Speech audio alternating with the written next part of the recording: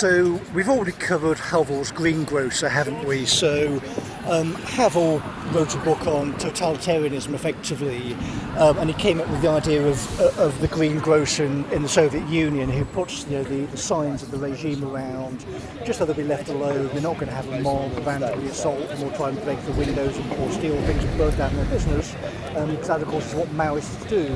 The central ideology based on the writings of dear leader get pumped into their brains. They become resentful Hegelian morons, and they form mobs and try and relieve honest people of their property.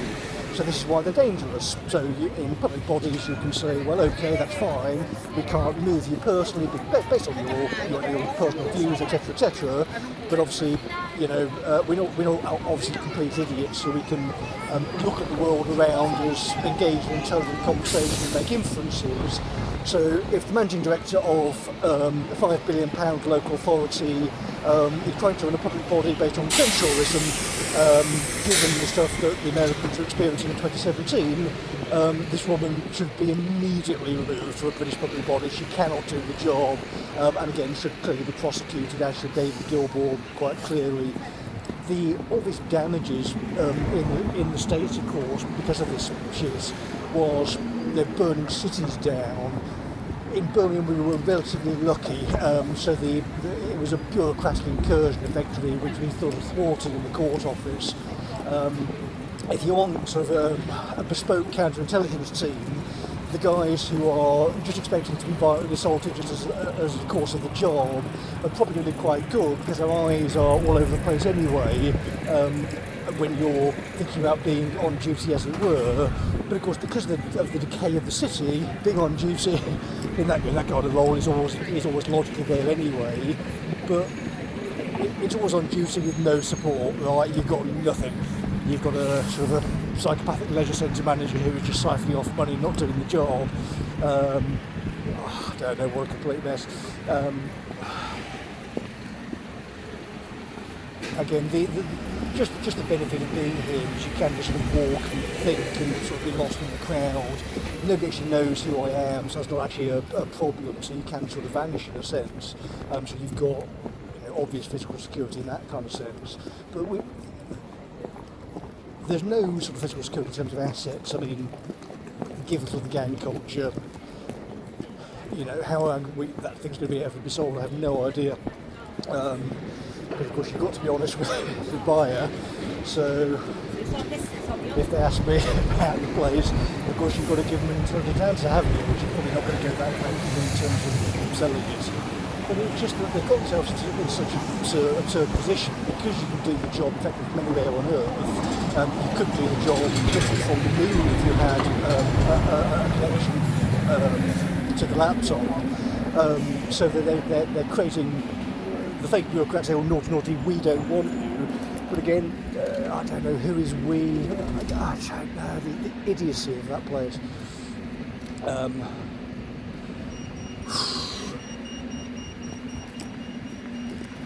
But the battery ramp approach has clearly worked quite well. So we just hammered through the servers effectively.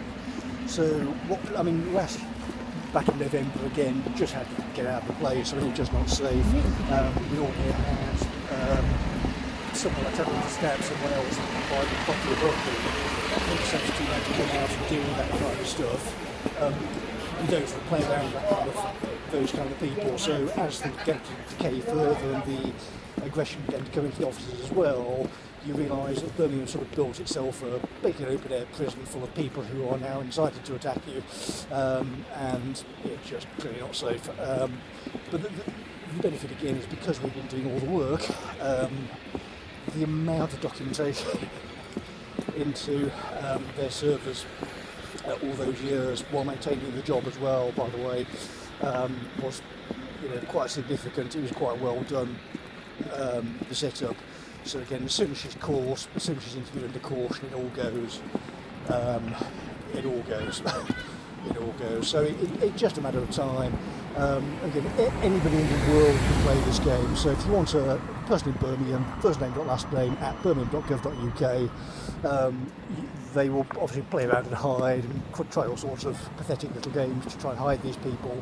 But of course, the emails are linked to physical people as well, so they can't hide when they are eventually audited by the sort of intelligent auditors who won't be menaced by the sort of activists that exist in Birmingham. So another great one is the Birmingham Live. Of course, is never going to cover this kind of stuff organically, so they put out now Cotton's gone, they've got the new head of the police in, and of course all the commies are struggle sessioning him, and they've got him to apologise already, so of course they're snarling and smelling blue in the water.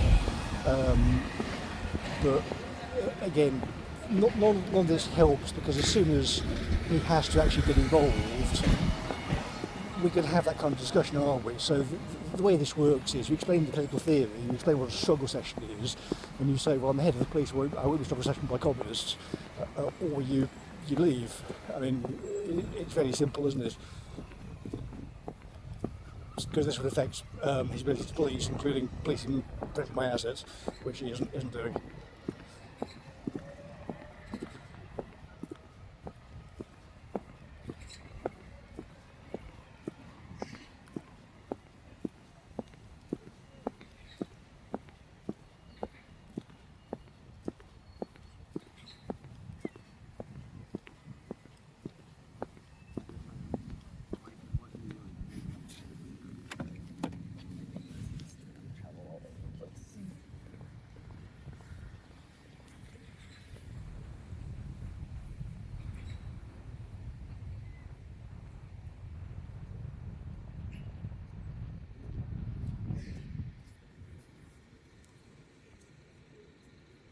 Yeah.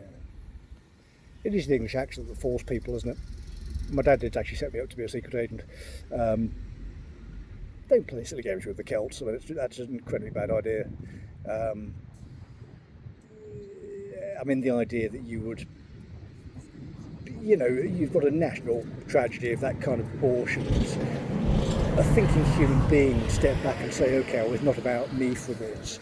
But because they were so eager to take things over, and the DI cretin is such a dangerous idiot, that he let them gain access to corporate communications and play around in that manner and promote that kind of stuff to children. So, again, if you're in a department that is involved with British law, you can't ignore stuff like that.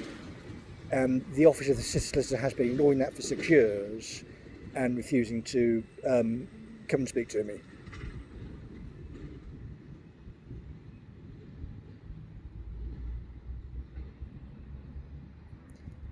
So, what possible justification is there for that? I mean, there clearly isn't it? I mean, it was Joanna Campbell, I think, was the woman running their email box for those 6 years. So the idea that, again, as soon as you think for a few seconds how absurd it becomes, on what planet does this woman just get to carry on? She's got all this stuff into her servers. It's all time dated and this kind of stuff. The timeline is important. Her response is, well, this doesn't affect the entire city. And this is considered by the most important law office in the city to be an acceptable response. Their professional standards is just not there. It's just because of the explosive effect on their insurance when, actual auditors come in with proper protection. How can we administer possession orders when we have no access to legal services? Because the culture is effectively a sort of a leisure centre manager pats people on the head, and the idea, of course, in modern management theory is you find they go around and find a woman, any woman. The woman attacks me, and they try and doll this thing up as best they can, put it in front of the camera, and say I'm a mean, horrible man who's being mean to the woman, because of course it's just pathos.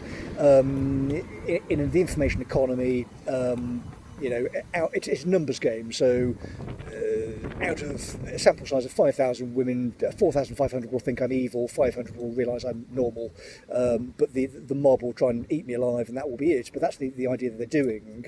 But the women they're trying to dress up are so disgusting that it's just not going to work. So in any kind of legal proceedings, say Southall's got to do a pathos impression. This woman is effectively a murderer. She's in the department because she will just attack people in a totally disinhibited way, because she believes herself to have power, but she's just some kind of psycho in a compliance department. She has no authority because she's absurdly stupid and incompetent and dishonest. But the dynamic is that if you're not an idiot, I mean, you've got to survive in the world anyway. So and if again the job is violent, well, you're probably used to dealing with unpleasant people for a long time, so you can grey rot people like that for again a couple of decades in my case.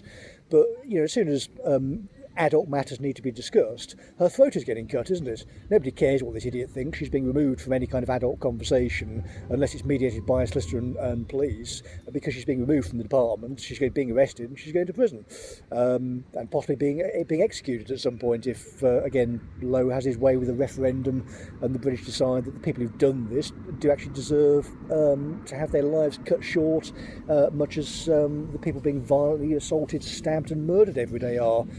Mass gang rapes and all this kind of stuff. So we're having no more of this stuff. If people in bureaucracies are going to behave like Gentieri, Southall, Boney, and this kind of stuff, absolutely no more. She can go into some police station and have a conversation. It doesn't even have to be arrested at this point. She can just resign and apologise for her behaviour. I'm sure things could be sorted out in an adult fashion if she was capable of having an adult discussion. But if this absolute idiot thinks she's going to sort of hide away or get away with this or escape somewhere on this earth where she can't be found, that's not the case, I assure you. You can physically lock people in their homes for a few years and try and frighten them and attack them. But as soon as you release the Celts from imprisonments in the city of Birmingham, and we've been watching that kind of stuff go on by intelligent people who in a former time were blowing it up, then you probably better be respectful. So I expect the people found to be attacking the children of the Celts to be removed from the IT infrastructure, for the cretinous EDI moron to be fired, sacked, sorry, let's go back to British English rather than American English. Darren Canning has criminal responsibility, so we've been saying since last year, right, police and solicitor, go fetch. Right? This idiot, because we caught him, right, before his own conference, is now refusing to fetch police and solicitors and police. So this guy expects to do his entire career from now onwards never speaking to McGrath & Co. He's never going to speak to any of their lawyers for his entire career, or any solicitor even vaguely associated with the firm. That's it. That's his current gambit and his staff. So to avoid actually going and physically talking to the sort of people who catch corruption for a living, he's going to create a straw bureaucrat who expects me to adhere to. And by adhere to, it means give me your data, give me your laptop, and I'm saying, no, go and fuck yourselves. Come and get it. I will hand it to you in St Giles Cathedral. I've got it with me. It's clearly secured. We can run your housing from there. And by the way, I don't need it. You can mirror that database onto better kit than it exists on there. Just do it in a mirror, and we can run the place from space. I can do it one-handed. It's literally going through spreadsheets, catching idiocy, batting it back, and with the technology that they've prevented me from doing, and of course getting proper staff into the department, we can clear that place up really, really quickly. So get the pipe cleared, get the crooks out. We've got decent people who can go and actually do the job physically on the ground, but we can't do the job in the court section because of all the crooks. So these people are being removed by police. We'll get it cleared up, then we can move the process forward. So if your HR morons are fucking about with this, just go and look at the children can go and play with the Google. Go and look at misconduct in a public office, perverting the course of justice, the kind of criminal sentences associated with that, and then think that Lammy is playing with jury trials and the McGraths don't care. Right?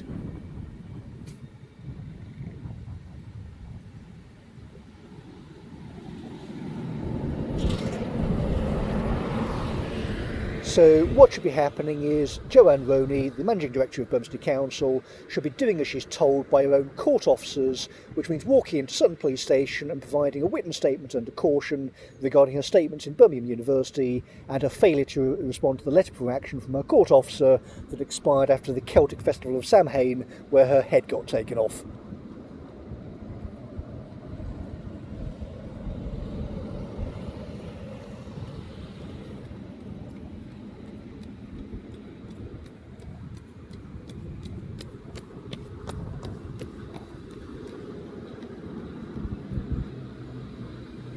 All the resources that we've got available, such as they may be, have been going after that woman until she confesses it to police.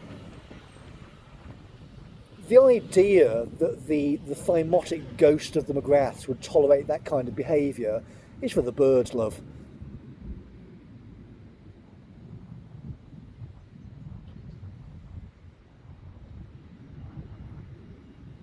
Given the history of that city and the sort of stuff that was already happening prior, all those years back, if you're playing around in that city, we're coming for you. Don't play these stupid games. David Gilbourne is going to prison, as is Roney. We can already sue the guy into the ground based on the damage he's done. So you can get a pipeline between Gilbourne and the lawyers, and Naylor and the lawyers as well. An international manhunt should be underway for this idiot. People like this gaining access to public bodies and attacking them and doing that kind of damage and attacking our staff.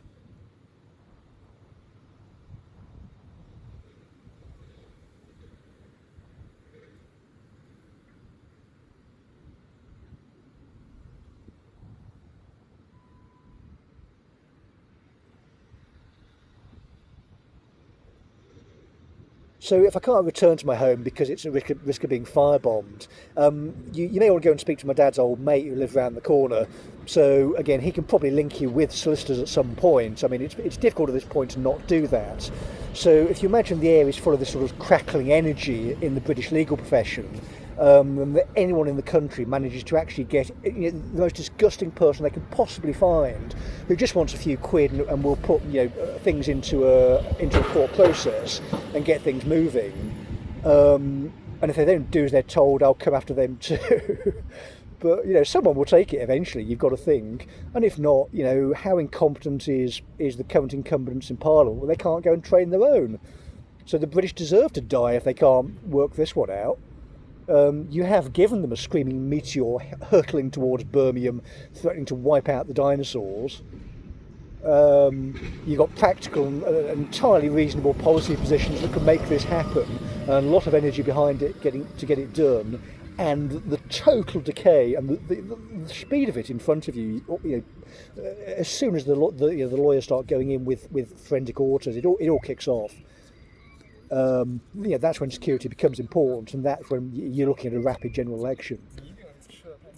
So, again, on Monday, if you want to practice your drone warfare skills, entirely legally, by the way, Hermer hasn't banned drones yet. He's trying to ban his staff from finding him, I think. But if you want to find one of these people, again, go and talk to them civilly and say, do you want to go and speak to police? And if they won't, you can record that interaction and put it sensibly into the police database and be a sensible, patriotic British citizen. But eventually, these people start going to jail in Winson Green, and will turn the centre of the country from a total no-go zone for sensible people who don't want to get murdered to a no-go zone for the enemies of peace and justice. So the people who felt they didn't need to respond to the entry into corporate communications 2 minutes past midnight back in November regarding internal corruption are now playing with databases. Every last one of you, I will send every last one of you to the darkest prison in this land. And again, that is saying this now from a park bench, not knowing exactly what part you've played in this disgraceful behaviour. But again, if Lowe gets into political power and is putting the referendum he wants forward, I will certainly be voting yes. And again, coming after people like Naylor. Come to the city of the McGraths and play like that.